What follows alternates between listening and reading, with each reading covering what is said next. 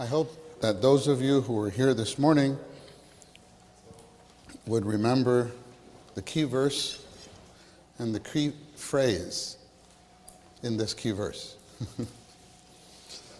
The key verse, I know we read several, but the key verse is really Philippians 2:22. 2:22. And the key phrase is served with me. Can we say that together, that little phrase? Served with me.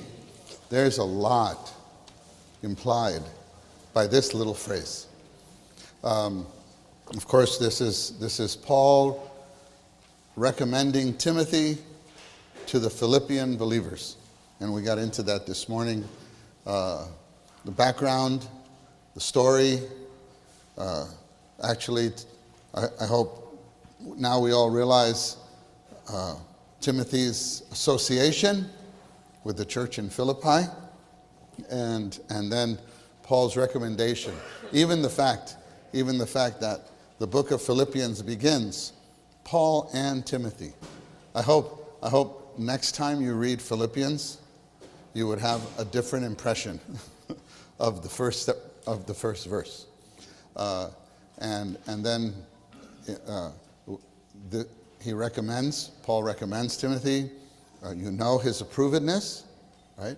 Because as a child with a father, he has served with me unto the gospel. And then when we looked a little bit at the history, right? Any of these things in the Bible, they are like a jigsaw puzzle. You have to take a little bit here, a little bit there, and you put them all together, and there's a kind of picture. I hope you saw some of the picture. I hope I was able, or I don't know how much I was able to paint the picture clearly, but from Acts 16, from Philippians, from 1 Timothy and 2 Timothy, we get a little picture that Paul brought this one into such a service, and to the point where this one, younger than he, not his contemporary, younger than he, was like sold.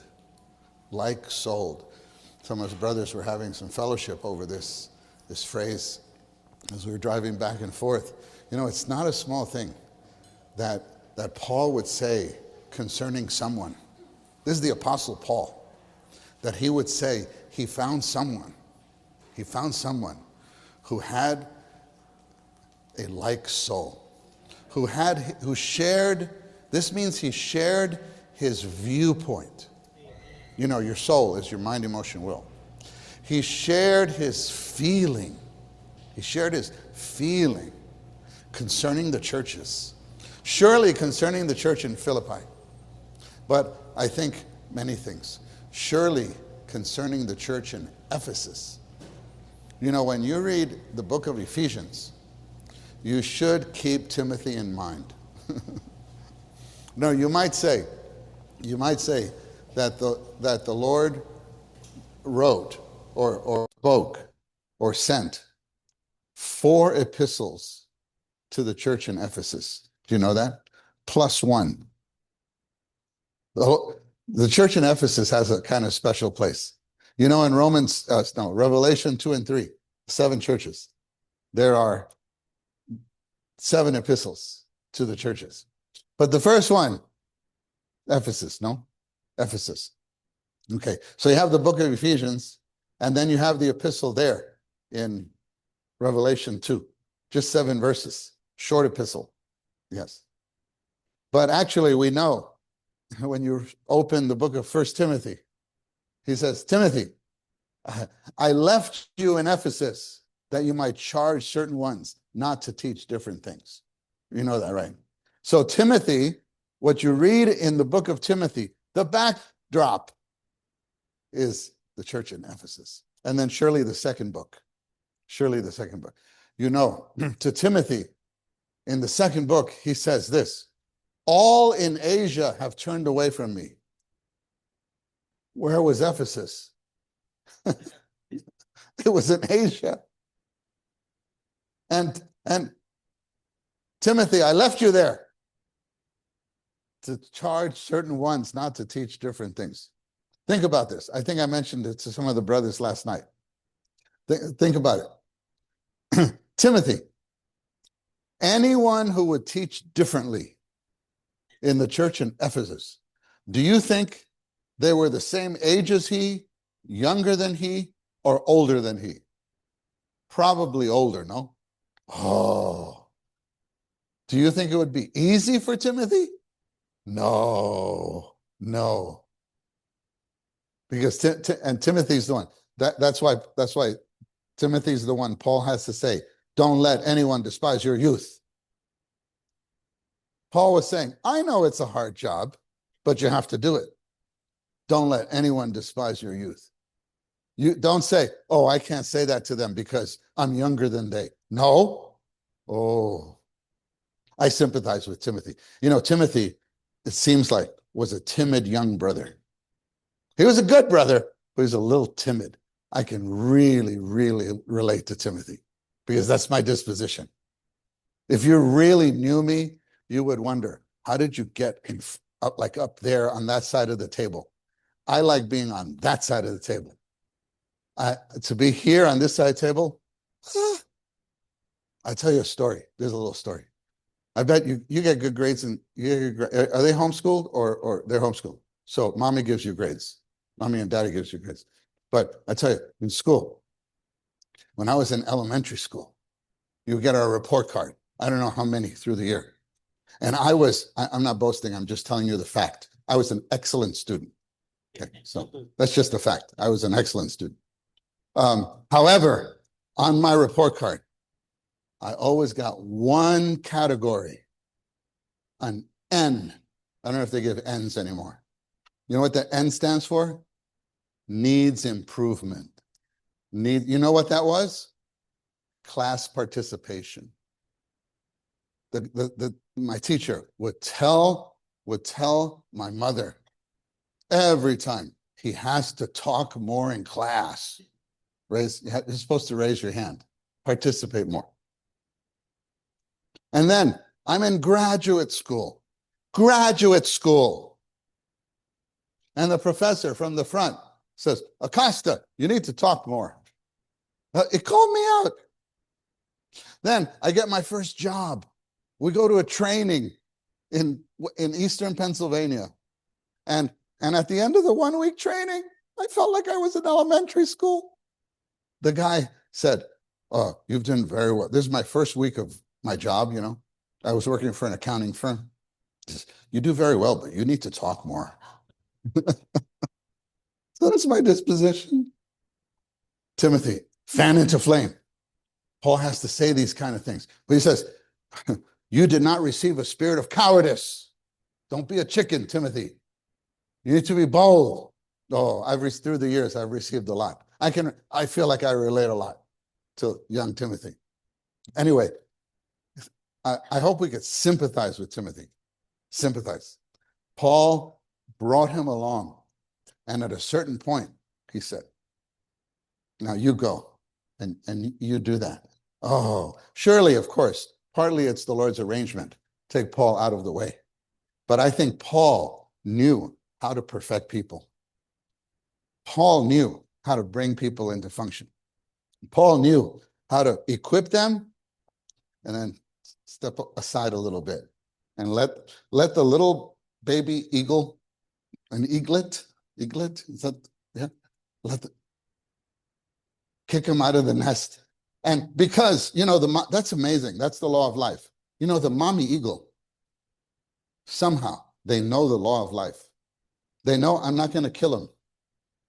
This little eaglet has an innate ability. Actually, that's what I mean. An organic function, a function of life. And mommy activates it. How? I don't know if they kick him out. But we need to learn. We need to learn how to. Anyway. Oh, I'll tell you one other story. No, I'll wait for that story. Yeah, I'll wait for that one because it's in the second outline. Activate the organic function. Served with me. So we saw a little bit about Timothy's life. And we also saw the example of Moses and Joshua. Actually, this is very fresh with me as I was reading this week. I've touched on this before, but this week I had just a fresh impression. Oh, we have an example in the Old Testament. We have an example in the New Testament that really match. When you, again, you have to, it's like a jigsaw puzzle. You have to take verses in Exodus, in this chapter, in that chapter, and then you put them together. You start to see a picture. Oh, you know, I like this word attendant. Joshua was Moses' attendant. So he would be there finding out what is the need? What is the need? And whatever he needed, he just helped. Oh, at a certain point, maybe Joshua was surprised. Maybe think about this. When God told Moses told the children of Israel, he's not going into the good land. Can you think about that for a moment? What kind of shock there would be among God's people? And you know, it wasn't their fault. There was something in Moses that had to get dealt with. But you know that story? You know, the Lord said, speak to the rock, and he struck the rock, you know, said, Here ye, you rebels. Here's the water, you rebels. And God said, no, I didn't say that. I didn't ask you to say that. So many things. Moses went to God, God spoke, and then he came and spoke what God spoke. But in this, he didn't do that. He spoke something out of himself. Oh, there's a big lesson here, especially for the leading ones. Be very careful because we represent God to people, to the saints. You have to accurately represent God. And so imagine, it seems like one misstep and he couldn't go in the good land. Can you imagine? Think about it. You're among the children of Israel. And Moses says, oh, by the way, no, it doesn't say by the way. I mean, it doesn't tell us that part of the story. I'm just adding this. But think about it. Oh, by the way, I'm not going with you into the good land. I brought you here. Oh, what? But the Lord had Joshua trained and prepared. Don't you think this brought great comfort to the nation? Because there was one with me. There was one with me. And then all the way back, when they came out of Egypt, he was the one that led the fight against Amalek. Don't you think all these steps, they brought great comfort to the nation of Israel? Oh, brothers and sisters, not just for the young people, all our saints, especially the working saints, the young working saints. Oh, I hope we could have many with me to bring them up into the testimony of the Lord, that all our next generation, especially this group that we call the young adults, young working saints, into the middle age, there will be so many that have been laboring with us, serving with us through the years. They are our children, but we have a different concept about them. We see them as this. We see them in all these statuses, and we activate their organic function, that they really themselves are ambassadors of Christ. They are priests of the gospel. They are members of the body functioning, and they grow into their function. That gives us a lot of peace for the going on of the church. Because the Lord will burden some of us to move away, to migrate. There'll be this kind of spread, or they may migrate to a different place. The Lord will spread in this way. So we're going to have some confidence. There are some that are going there that can be the pillars in that new situation. You know, saints, in the migration, I know Brother Marty and we brothers have a lot of fellowship over this matter of migration in the GTCA cities and all that. Saints, how fast we can go and how quickly a situation can be raised up all depends.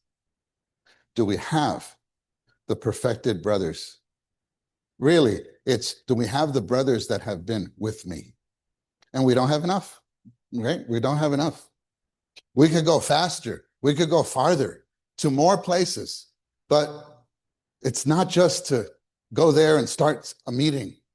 You need some that you have the confidence will be the shepherds there. We'll be able to care for the saints and the new ones in a proper way. We always feel we're short. We're short of this. So this served with me, actually, it has a much broader application. It's not just bringing the young people into the service. We're talking about bringing all the saints into the testimony of the Lord, to bear the burden of the testimony of the Lord in your city, so that the Lord can have a spread.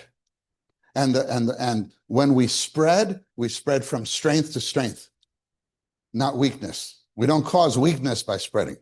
You know, there was a time, oh my, in the 70s, I was still very young, and the migrations were going on, and it was a period of time we were so blessed. Yeah, actually, one of the strongest migrations was the church here when that started in 1970, and Atlanta and Seattle, they all started about the same time. And then we had others, but after a couple of years, under Brother Lee's leadership, there was a feeling, we went too far, too fast. And we're missing, there's a missing. What was missing? Timothy's. Timothy's were missing. You know, in his ministry, Brother Watchman Nee, Brother Nee, he said this way. Well, actually, both Brother Nee and Brother Lee talked this way, said that the increase of the church, right, the added members of the church, the growth of the church should be 50% from inside and 50% from outside, which means 50% from inside is our children. Our children grow, and we keep them as remaining fruit. Now, I mentioned this morning, the enemy, Satan, he wants to steal the arrows. Remember that part, Psalm 127. But we need to labor how to preserve our own children, how to preserve them. There is a particular target. We saw that in Exodus 1. The enemy hates the increase of God's people, particularly our children. But then 50% is from outside, which means what? We preach the gospel, and then they come. But you know what happens? Many come with their children. So we have more children. So it's always that way. That's very proper. Both Brother Nee and Brother Lee, they spoke about this. And we'll talk a little bit more about this evening in the next session. But Brother Nee said this, for the richness of the church, for the richness of the church in the future, we need Timothy's. Timothy's. What does that mean? That means we need those who have grown up among us in Christian homes. We need not just the ones gained from outside. Yes, of course, the Lord can work on them, right? But I'll give you an example. In my own family, okay, my mother was saved. Actually, my sister was the first one saved. She was 6 years old. She was 6 years old when she got saved. Which actually had a Billy Graham crusade in New York City. It's a very good story. I don't have time to say it now. But the way the gospel was preached to the children, it was incredible. It's incredible. Anyway, then my mother got saved, but through the influence of the same people. It was a Brethren denomination. Actually, they were caught. I've mentioned this story before. Their entrance into the gospel, salvation, was not the denomination. It was two sisters who were burdened for a neighborhood children's meeting in the Lower East Side of Manhattan. And so my father, the American dream, my father moved from Puerto Rico to New York. In the 50s, there was like a stream of people coming. Because, you know, if you're born in Puerto Rico, you're an American citizen. So it's like going from New York to New Jersey or New York to Illinois. You just, you know what I mean? Illinois to Indiana. No, you don't need a visa, right? So he came, got an apartment. No, got a job, got an apartment, and then sent for the family. So the family came.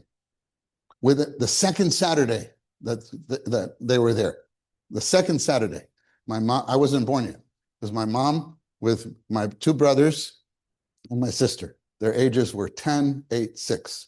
10, 8, 6. Once, second Saturday. Hi, do you have children? Welcome to the neighborhood. Do you have children? Welcome to the neighborhood. Do you have children? That's a good way to welcome people. Be the first friend that they have in a new neighborhood. That's a little, they knew what they were doing. Then, do you have children? Do you have children? This was a rhetorical question because that woman knew there were children in that apartment. That's why she knocked on that door, because she had a heart for the children in the neighborhood. I told you this morning, you go by the schoolyard, you see the children, your heart. That's these two women. They brought the gospel to my family. We have an eternal debt to these two sisters. Okay. Anyway, my sister got saved. My mother got saved. Okay. Then my father, 35 years later. So I was born 4 years later, right? I was born 4 years later. And then I got saved through my sister when I was 7.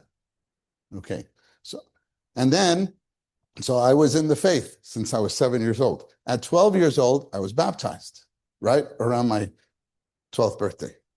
So the Lord had that time to operate in my life. No, I'm not a straight line. There is no straight line. Everybody, even Timothy wasn't a straight line. You understand? Everybody's something. Okay. Mark was like this. Timothy was like this. But there's no, in nature, there's no straight line, right? I mean, we learned this when we were in like junior high. In nature, there's no straight line. So don't, sometimes, this is an aside. Sometimes Satan, he has two names, liar and accuser.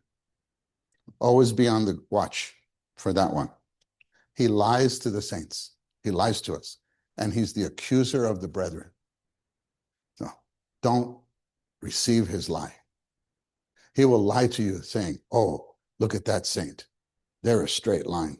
Look at you. Huh. Satan never talked to you that way? Oh, look at that one.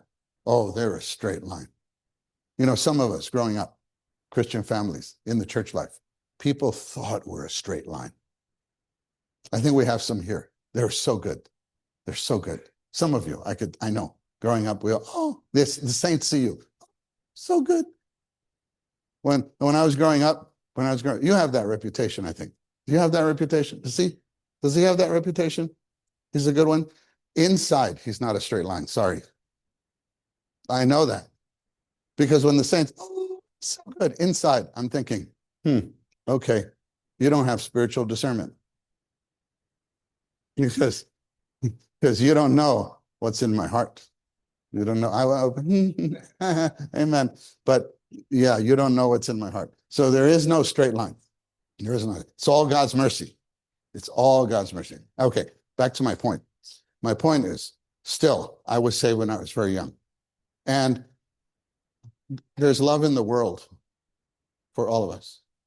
All of us are slaves of sin. That's what we are. We need to be, right, transformed, right? We need the growth in life. But the Lord has had that much time to operate. Okay. So my father was saved at 69 years old. I'm not 69 yet. Do you understand? I've had all these years of the Lord operate on me.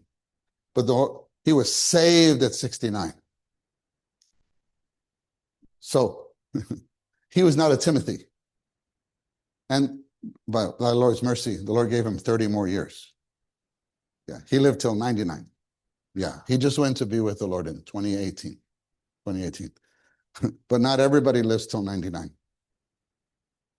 The point is this: when you're saved younger, there's more chance for the Lord to operate on you. It's not that you're better material. It's a matter of time. So Timothy's are the ones that Timothy's from a babe.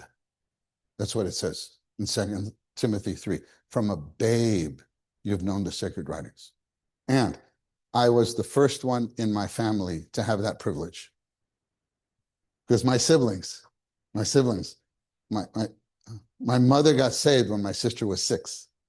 They were 8, 10. So when they were babies, they did not have that opportunity for the word to be infused into them. Only I.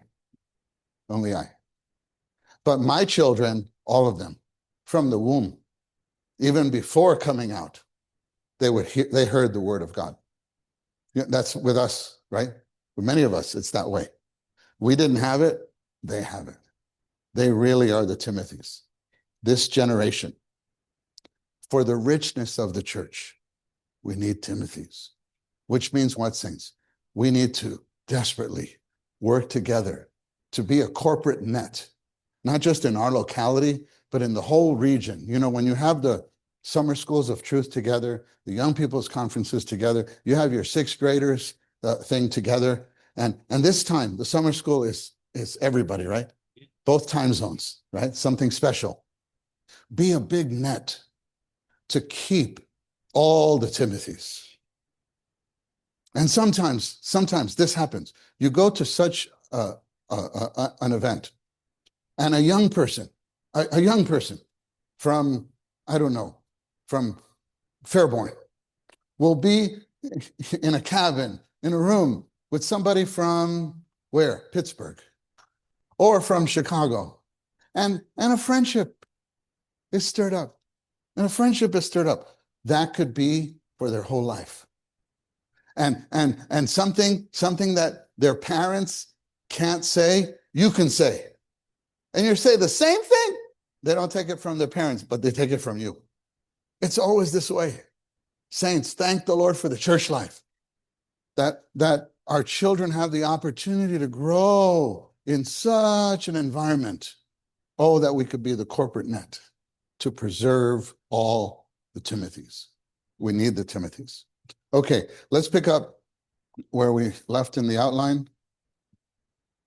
I think we had only read Romans 2, right? Romans 2. Let's read that together. This is the not the outline you got now. This is the one from this morning. Yeah. So number 1. We're still in number 1. Sorry. I don't know if everybody has number 1. Yeah. But don't fret. Just enjoy. Listen. Enjoy the infusing of the saints. Saints, let's read in an infusing way. Romans 2. We must pay attention to a fundamental point in the young people's work, which is that we must bring them into working with us. And the basis is these verses. 1 Corinthians 16:10. Brothers, could somebody find 1 Corinthians 16:10 real quick, please? And also Philippians 2, primarily verse 22, which is served with me. Served with me. Do you have it, brother? Could you stand and read? 1 Corinthians 16:10. Now, if Timothy comes, see that he is with you without fear, for he is working the work of the Lord, even as I am. He is working the work of the Lord, even as I am. So Timothy was with Paul. Paul was working the work of the Lord. He became a pattern to Timothy how to work the work of the Lord. Now I can send Timothy, and when he goes to you, he works the work of the Lord. I have that confidence because he was with me. I hope this phrase, with me, would just be inside of you from Philippians.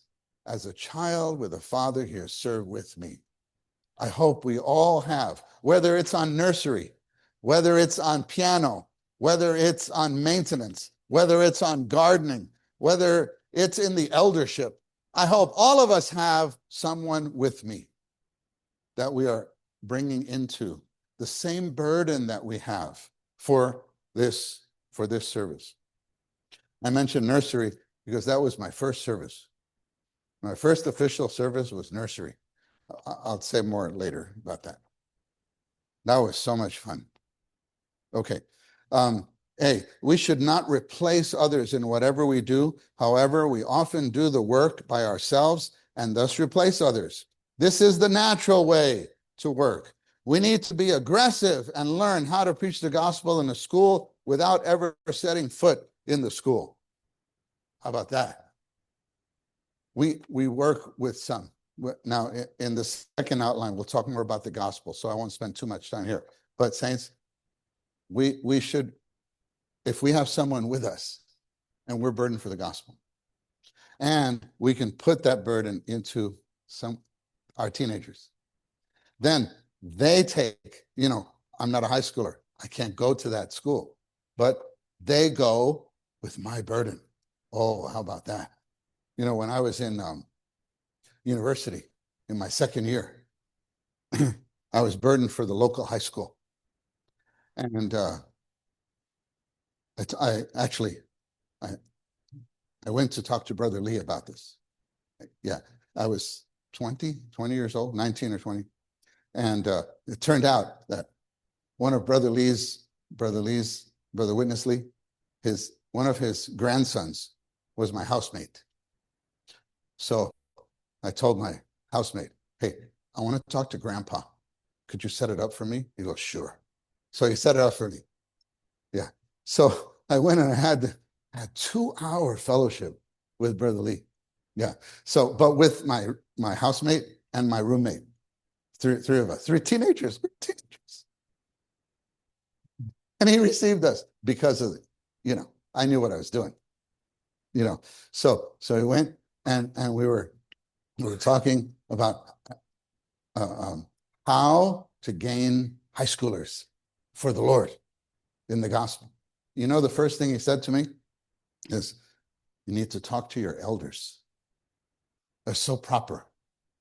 He says, talk to your elders about this burden, that they could support you. And actually, real quick, I'll tell you, he told me, ask the brothers if it's possible for the church to buy a home across the street from the high school campus. Yeah. And then find a good young couple to live there and ask the sisters after school, when they're coming out, bake cookies and serve milk, and you will gain increase. That was it. I think you all are practicing something like this, even here with this hall or with the bookstore, right? I mean, I hope somebody would mention this later, that they apparently they walk right here, right? They walk right here. Yeah. Brother Lee told me this. This was 1978. Or actually, this talk may have been still in 77. And anyway, so I went to the elders, and buying a house and all that would take time. But anyway, they supported the burden. We've shared with the church, we've prayed with the church, and some saints with me to that campus. And we preached the gospel there. We preached the gospel there. You can't do that today. Exactly what we did at that time. But you know what the Lord did? Amazing. The assistant principal, I remember his name, Mr. Otis, assistant principal. He was the one that the brothers were interfaced with, liaison, for renting 2 rooms as our meeting hall. We didn't have a meeting hall. Some of you have been to Irvine. There's a very beautiful hall there. Now, actually, they have more than one, but in Irvine, California. Okay. We didn't have Church Life just started. We were renting in the local high school, University High School. Yeah. 2 rooms. They were math rooms. I remember rooms 301, 302. And he was the one that I guess he would deal with people from outside. So the elders told me, you have to go talk to him. So I went and talked to him. He set it up. Actually, what he told me was, well, this needs to be approved by the student council. So he set up a meeting for me to talk to their student council. So I went there with my two companions, my roommate and my housemate, Brother Lee's grandson. And we spoke to the student council. And they approved it. Then I realized, why did they approve it? I found out later. Mr. Otis was a Christian. And he was behind the scenes doing something. But my point is this. Through that, we gained 3 boys. 3 boys. So I started meeting with these 3 boys. And through that contact, one boy had 2 siblings, a brother and a sister. They got saved. So I was meeting with these 5. And then in a short time, within, I'd say 2 months, I was meeting with 20 high school students. It's me and one other brother, actually Brother Martel from London, Ontario, from London, Ontario. Brother Ralph Martel. Yeah. So he would support me. He would support me. He would bring his guitar. And then he told me, you have to preach because this is your burden. So I would go, I bring my Bible, he'd bring his guitar, and then we go there and talk to these kids. Yeah. 20. I didn't gain the 20. With the saints, we gained 3. And we just perfect them a little bit. 3 became 5. 5 became 20 within 2 months. See, this works, saints. This works. Just to have someone with us to enter into the burden. Okay, let's continue. Are we at B? B. We must always apply this principle no matter where we serve. The work must belong to the saints to the point where they're asking the workers for assistance rather than relying on them to do everything. When we're able to help some to enter into any kind of service, I tell you, eventually, if they start to pick this up as a burden, they'll have questions. They'll have questions. We need to be able to help them. We need to be able to help because they'll find frustrations. They'll gain frustrations. I've seen these kind of things happen. In the gospel, they go to preach, but they have someone who stumps them with a question. Oh, Brother Ricky, I didn't know how to answer this. Oh, okay. Let's sit down. Bring your Bible. And we look. Oh, I tell you, 6 months ago, I say, bring your Bible. They wouldn't want to open the Bible with me. But now, because it's their burden, it's their friend, and it's a question that they got, oh, sure, let's get our Bibles. They're now into the Bible study. What is that? Okay, if you can help them, they'll keep coming back. Sometimes just a few words, you're really able to help them, equip them with something. And we may take some things for granted, but a few words will help them. Okay. If we become too technical, and we've seen this, and we pull out the life study and we give them too much, actually, we'll lose them. We'll lose their interest. We need to, you know what I mean? Take the pulse, know where they are. Remember this verse. This verse used to stump me when I first started reading the Bible. It's in Exodus, is it 23? Thou shalt not boil a kid in its mother's milk. Do you know this verse? You will not boil a kid in its mother's milk. It's either Exodus 21 or 23. Yeah, you will not boil a kid in its mother's milk. I remember the first time I was reading the Bible, I read this verse. I remember my reaction was, ew, why is why is there a verse like this in the Bible? Why would God make a law like this? This is like yucky. Okay. Anyway, but I read it. But I had learned, don't get stuck, just read. Okay. Then the following year, I read, the verse is still there. And I still don't understand it, but I let it go. Okay, it's here. Then one day, I moved to California. Moved to California, and Brother Lee was giving the life study of Exodus, and he came to this verse. Then I realized, oh, everyone must know this verse. So what does this mean? This is actually very simple, because what's the milk? You shall not boil a kid in its mother's milk. The milk in Peter is the Bible, the milk of the word. So what does that mean? The milk should nourish the kids. And the kids mere is not one of the kids, like children. This means a baby goat, right? Don't boil the baby goat in the milk of the mother goat. Okay. We need to feed with the milk of the word, but the milk should never be too hot, right? Sometimes we're too hot, and actually we give too much. And instead of feeding them with milk, we boil them in the milk. Have you never seen this? Oh, I'm afraid I've done this. Oh Lord, I've had to repent. You gave too much and didn't realize the capacity of this one was not what it's not even what I thought. I didn't even think of capacity. You know what I mean? I answered a standard answer that I would answer to an adult, but now it's a 14-year-old. I should have had more discernment. So, saints, remember this morning we read about learning something. You learn something, but then you learn more by teaching it. So by teaching, you find out, oh, I have to find different ways to present this. Brother Lee would give us this kind of illustration. You have to find many ways to cook beef in just different. Sometimes it's a filet mignon, other times it's burger, sometimes it's chopped meat. You just have, depending on the audience, right? So to do what I'm saying takes labor, takes a lot of labor. Okay.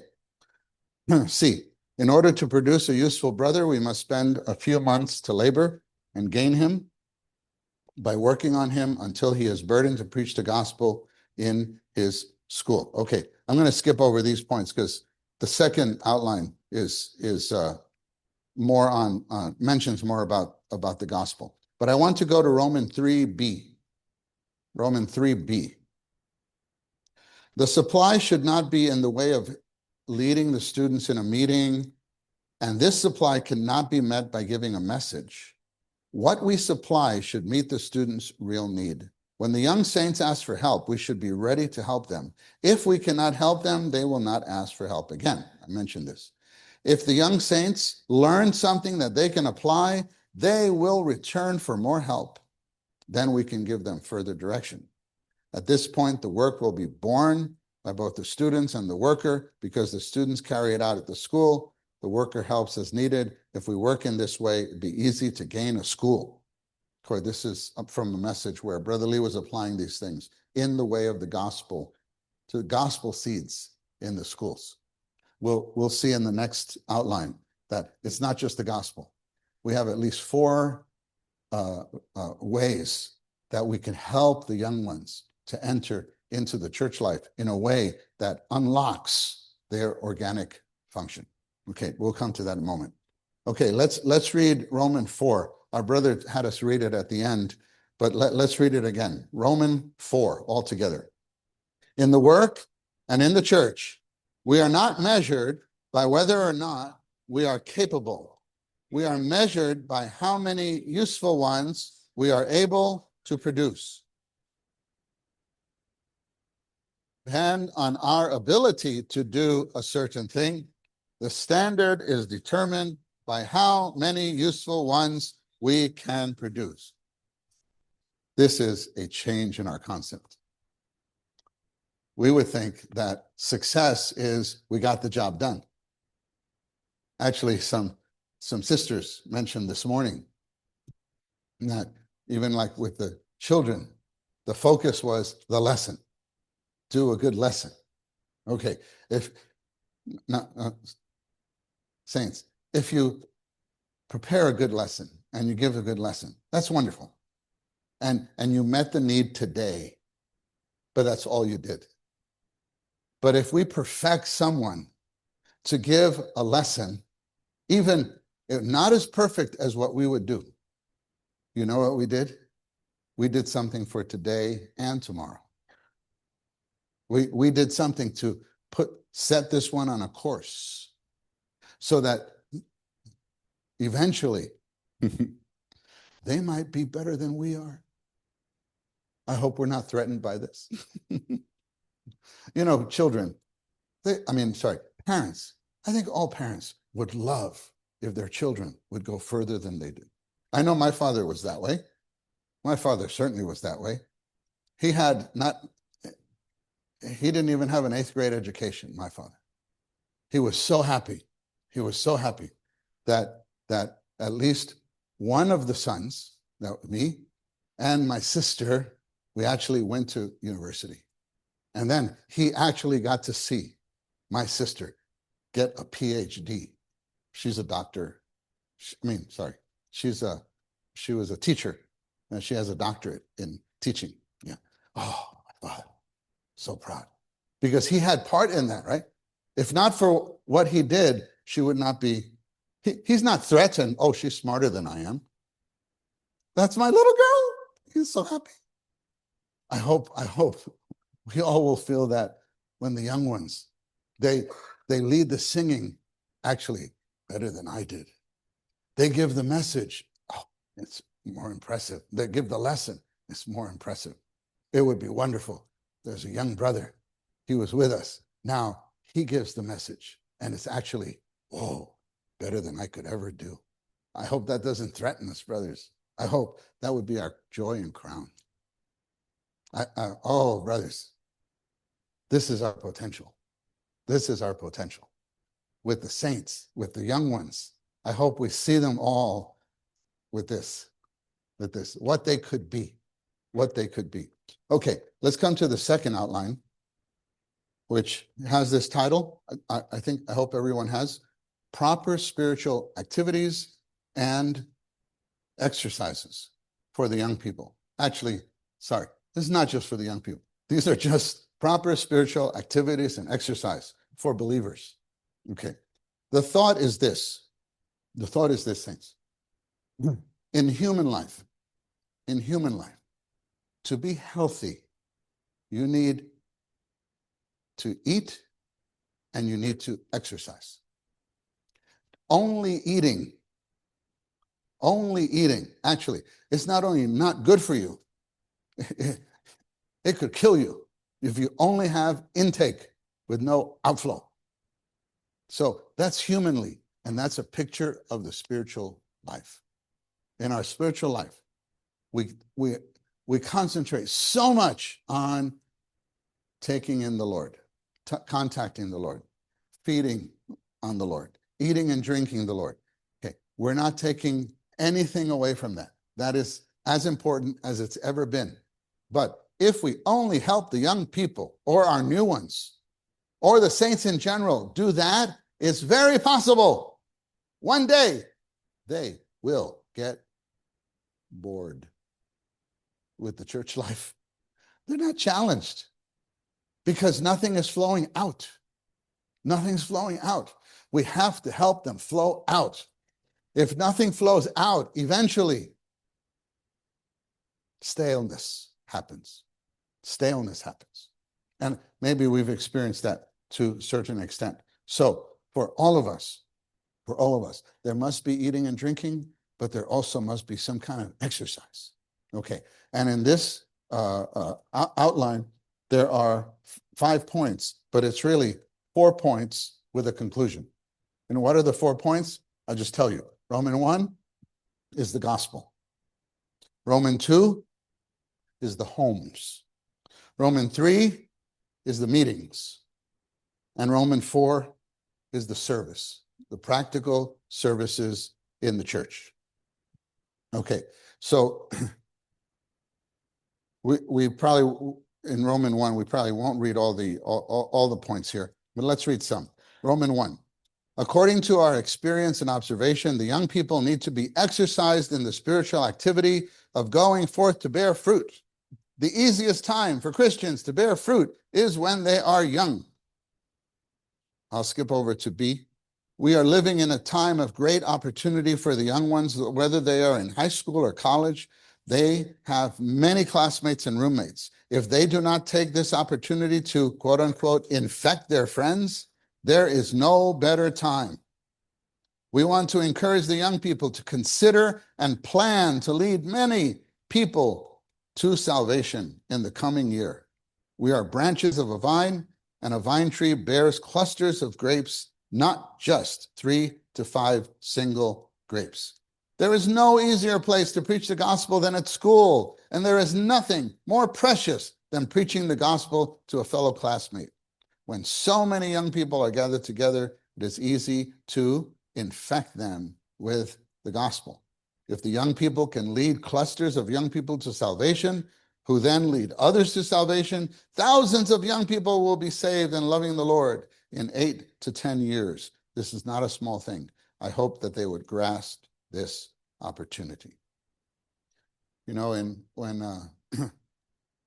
I was in high school, I want to mention this in two areas, or in two aspects. The brothers helped us write down a name, or 2 names, or 3 names. Actually, Brother Nee has lessons on this.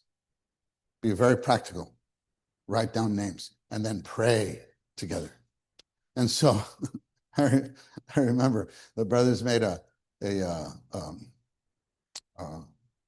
set up a gospel meeting. And our serving ones, you know, actually, which was your dad, you know, Brother Don Cush, you know, he was Don and Sophie were our serving ones when we were in high school. Yeah. And actually, he and many of you know Brother Dan Sadie. Yeah, he's with the Lord now, Brother Dan and Krista, right? And they were our serving ones. I still remember the day Brother Don and Brother Dan came to me and another brother, and they pulled us aside and said, "Oh, you know, we're having this gospel meeting." We said, yeah. I said, "We want you brothers to preach the gospel." I said, "What?" I mean, I didn't say it like that, but I was like, you know, it was a shock. It was a shock. Oh, brothers and sisters, that was the first message I ever gave. I was 16. I was trembling. Oh, I was trembling. I still tremble, but that was super trembling. That was like knees knocking trembling. That was oh, you know, I would be in school in my class, because coming next Saturday, I would be in school in my class, and I'm thinking about the gospel meeting. You know what I mean? It was my burden.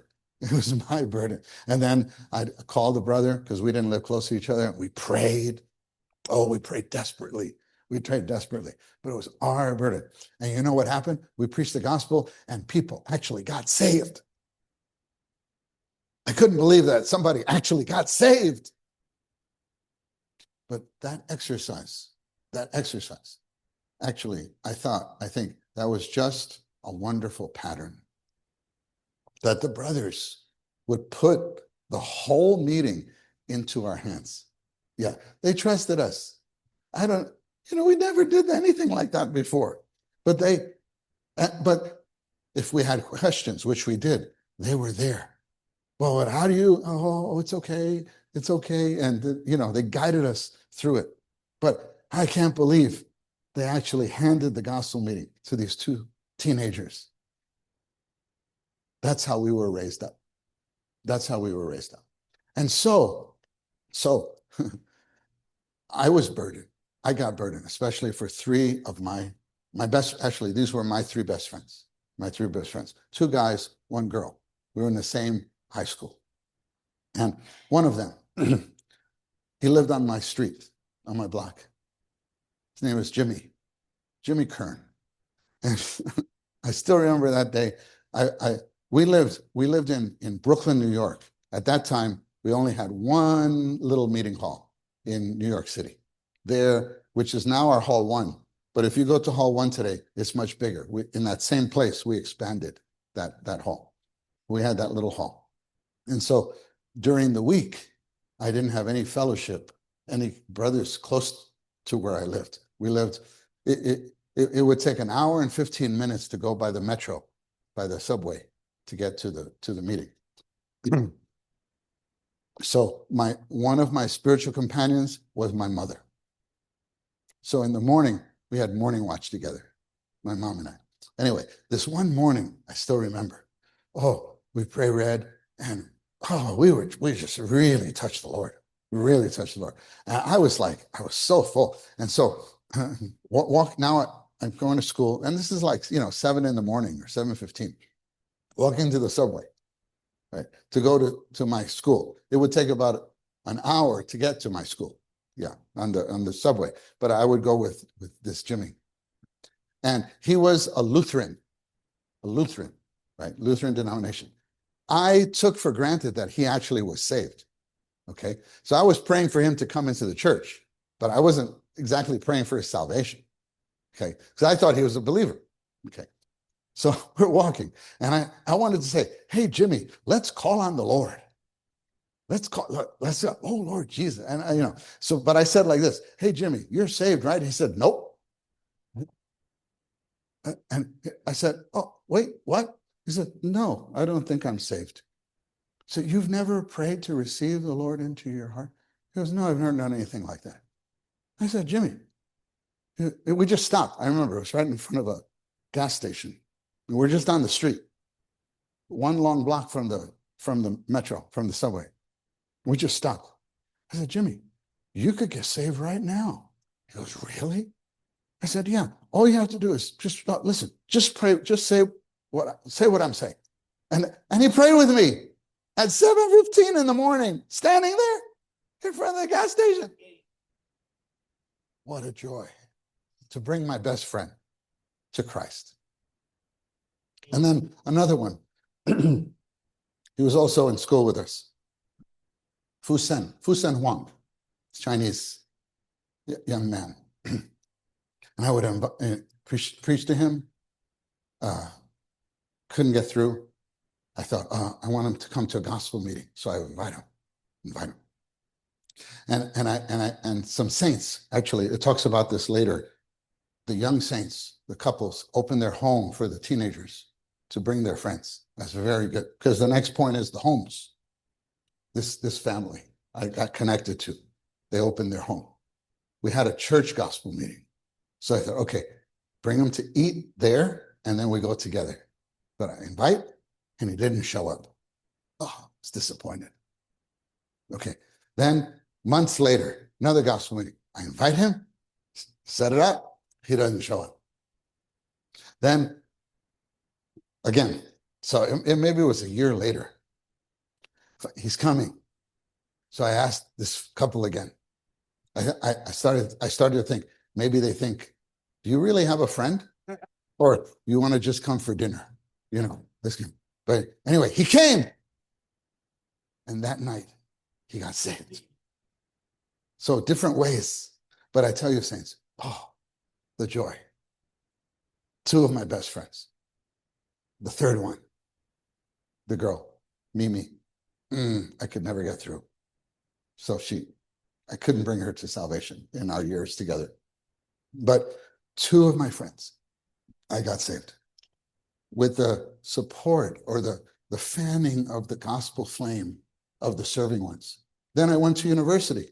Then I go there, and in the church in Irvine, very young church.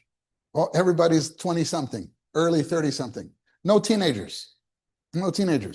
But we're meeting on a high school campus. We drive by the campus every day to go to my school. My heart, every time I would pass the university high school, the high school, my heart was, that's why I got the burden. Go talk to Brother Lee. But where did that come from? Came from the serving saints, infusing, step by step by step by step. Oh, brothers and sisters, I'm telling you, all of this is possible. All of this is possible. I hope we could put these things into practice. The young ones, I tell you, they're the ambassadors, they're the fishers, they're the shepherds. They have that in them. They have it in them. Okay, Romans 2. We should endeavor to bring the young people into the practice of the church life through the homes. The small group becomes our practical church life. Please notice that in this point, it doesn't say the home meetings, nor does it say the small group meeting. It says, endeavor to bring them into the practice of the church life through the homes. The small group becomes our practical church life. You know, when we were in high school, even in college, there were always, whether I was in New York City as a high schooler, in Irvine as a college student, there were always homes that we just loved to be in those homes. There were homes that were open. When you go there, you meet the Lord. There was like a heavenly atmosphere in the homes of these families. And very often there would be fellowship. Sometimes it was just, dessert. We were just there with the family. Oh, I tell you, there was one particular family in that home. They never were my official serving ones in any capacity. But that family, when I saw that family, I was inspired. When I have my own family, I want this. There was something that just attracted me.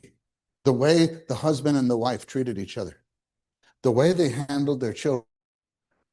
I shared something like this last weekend in Texas, in Dallas Metroplex. After I gave this talk, one young sister came to the microphone. She's a senior this year. She's graduating in a month. And she talked about, she said, about the homes that in her junior high and high school or middle school, high school experience, she remembers so fondly some families inviting 3 girls over to spend the weekend and be in their home and just be together for the weekend.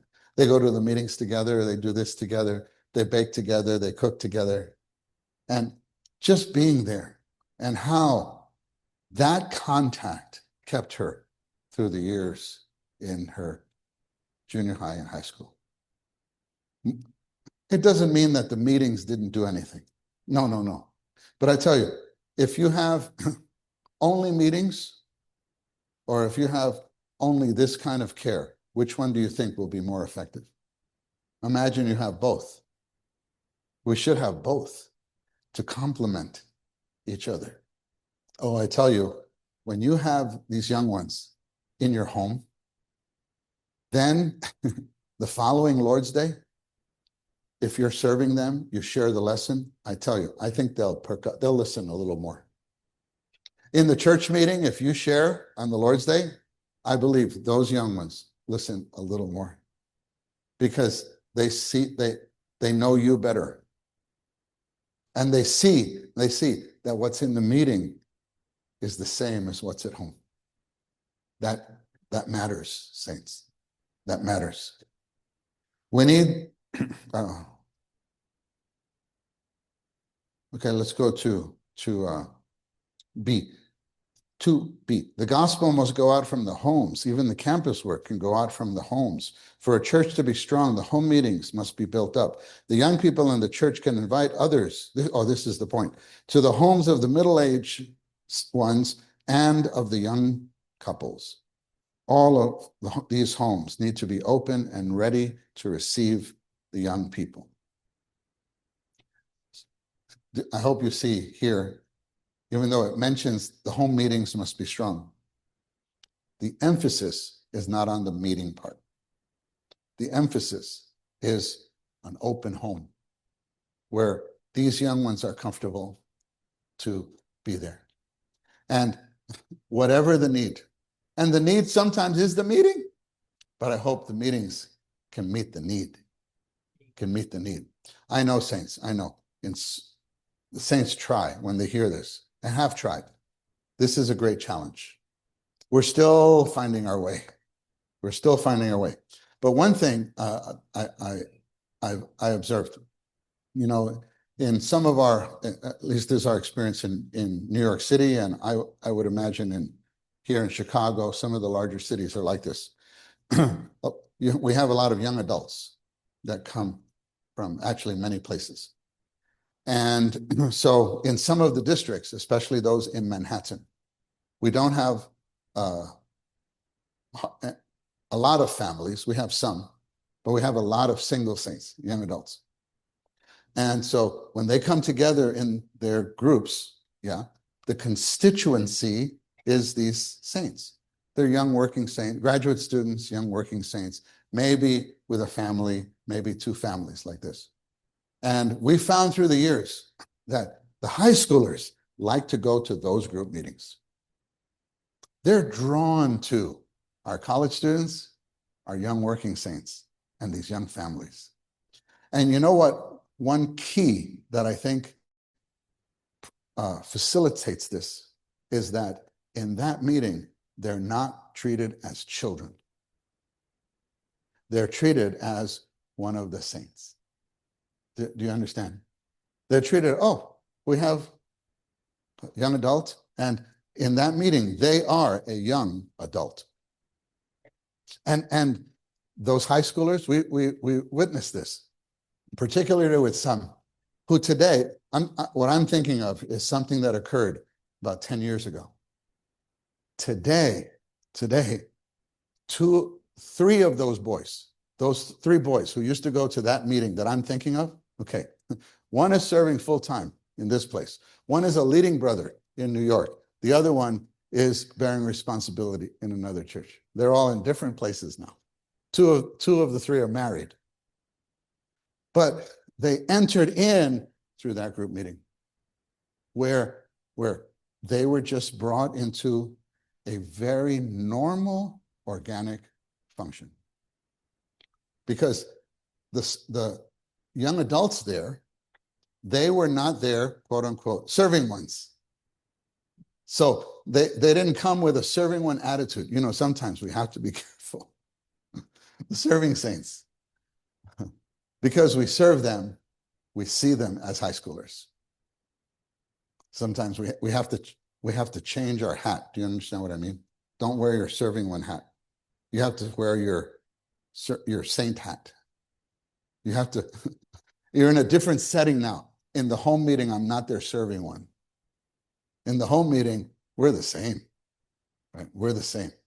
So anyway, saints, our attitude or our concept drives everything. That's why the first message, it was titled this, Changing Our Concept. We need to be renewed in our mind. Even how we see one another. We need to see one another how God sees us, right? And God sees us like this, in these statuses. Okay, number 3, the young people should also learn to function in the meetings of the church.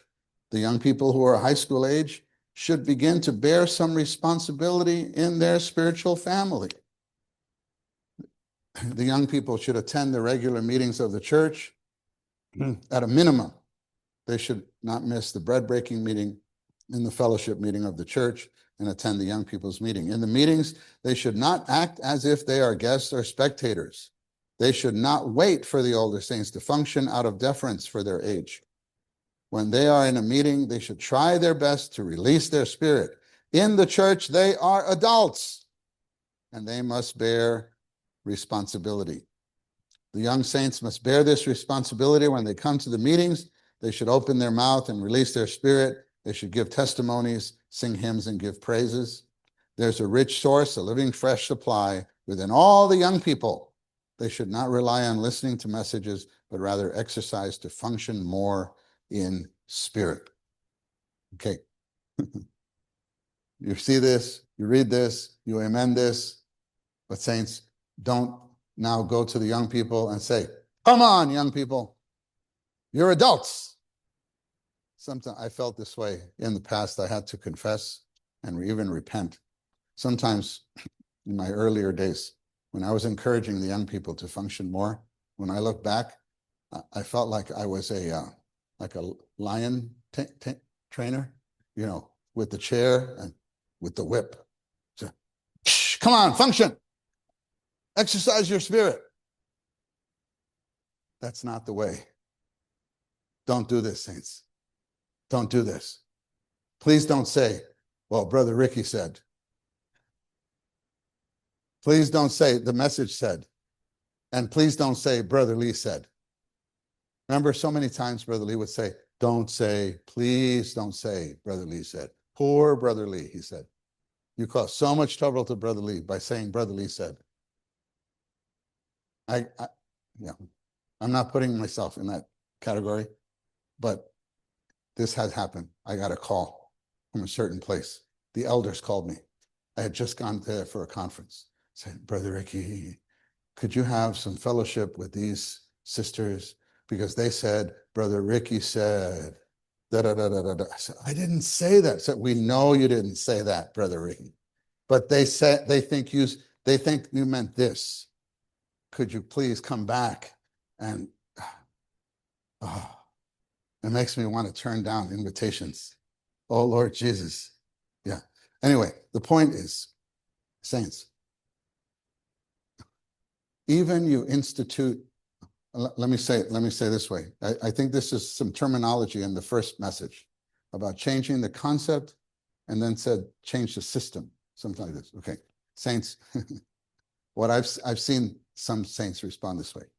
They try to change the system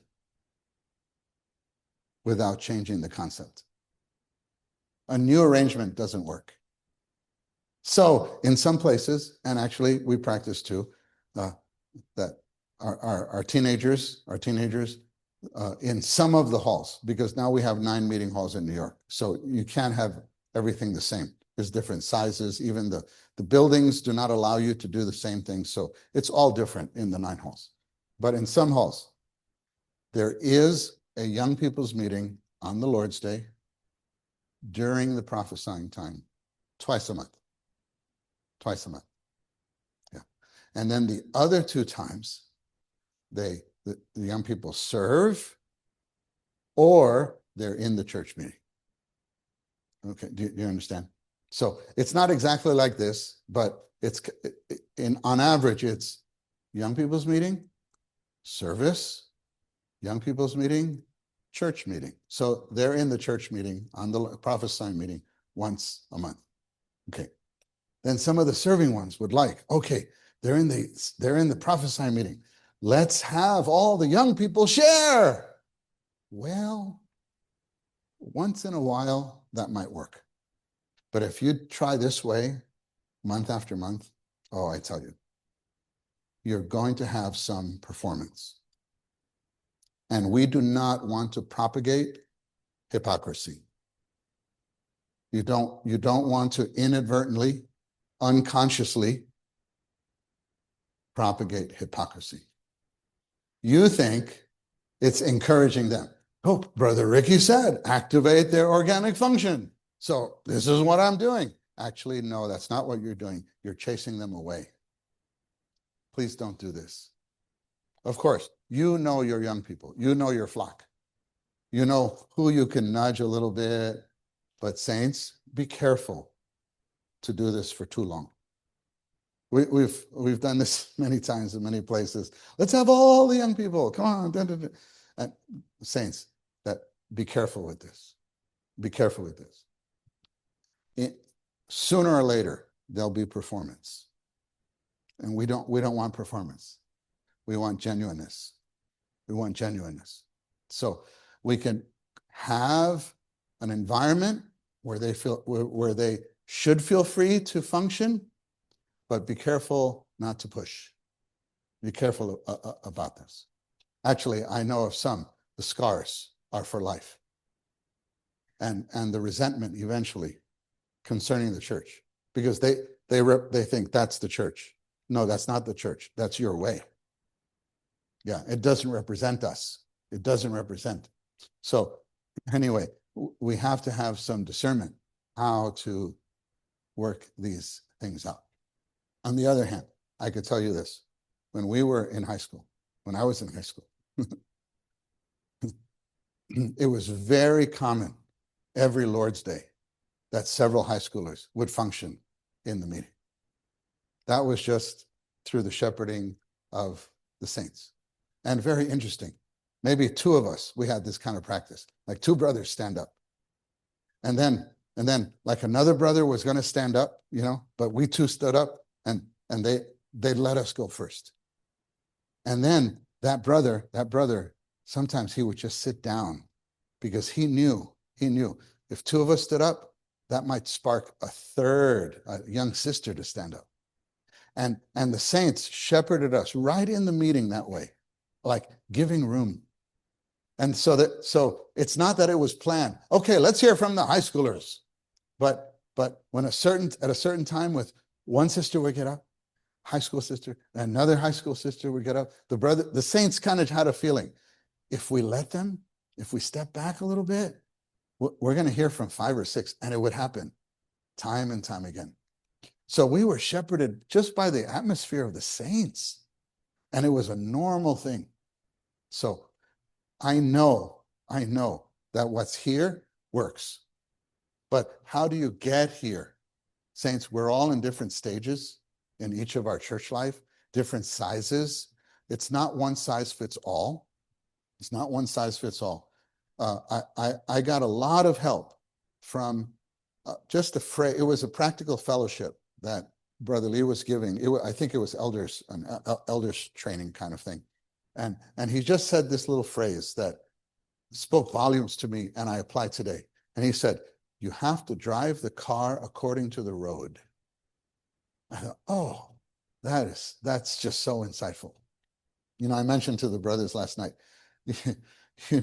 in Southern California, I think a number of you have been to Southern California, or Anaheim is, right? Orange County, and going south and up to LA and then south to San Diego. Oh, it doesn't reach all the way, but 405, the 405 freeway. I've never seen a highway like the 405. 7 lanes here, 7 lanes there. And sometimes, what is it called? The HOV lane, the diamond lane. Sometimes there are 2 of them. Okay. New York City doesn't have a highway like that. Now on that road, cars are going, If you drive like that, come with me to Brazil. Come with me to Brazil. We have a camp in Brazil. We have a camp outside of Sao Paulo. Okay. And it's highway. But at a certain point, you have to get off the highway, and then there's a 2-lane road. 2-lane road. Okay. You better slow down from the highway. You better slow down. And then at a certain point, to reach the camp, you have to turn off. Oh, now that road is paved. Praise the Lord. But that just happened a few years ago. But still, at a certain point, you have to turn in, and it's a dirt road for about a mile. And your car is like this.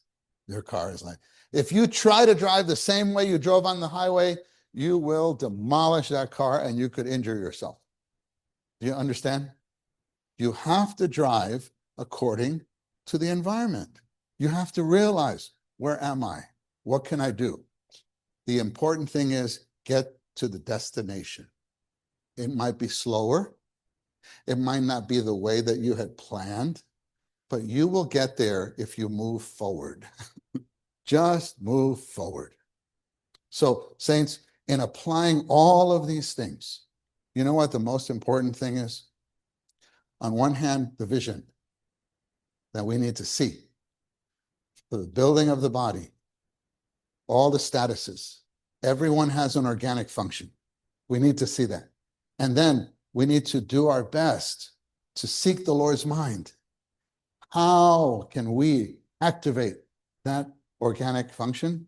That's the first thing. You know what the second thing is? Prayer and fellowship in oneness. Prayer and fellowship in oneness. We pray, Lord, lead us. You have fellowship. You get adjusted. Sometimes we come in, we have an idea. Oh, let's do this. And maybe even a younger serving one will say, well, brother, if you do that, you may get a result that day, but the following week, they won't come.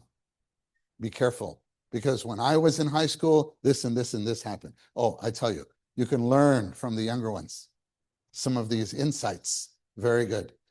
Oneness. Keep the oneness with the saints you are serving with. And always, the serving ones, keep a oneness with the elders or the leading ones in your locality. I still am so thankful. That little talk that I had that one day with Brother Lee, the first thing he says to me is, talk to your elders. Talk to your elders. They should know your burden. They will support you. He was so positive in that way. And it was what he said. It was what he said. But he wanted to keep the proper order so that I would not go thinking, oh, I'm a hero. I'm doing something for the Lord. No, corporately. Because, brothers and sisters, our vision is Christ and the church. Our vision is God's economy.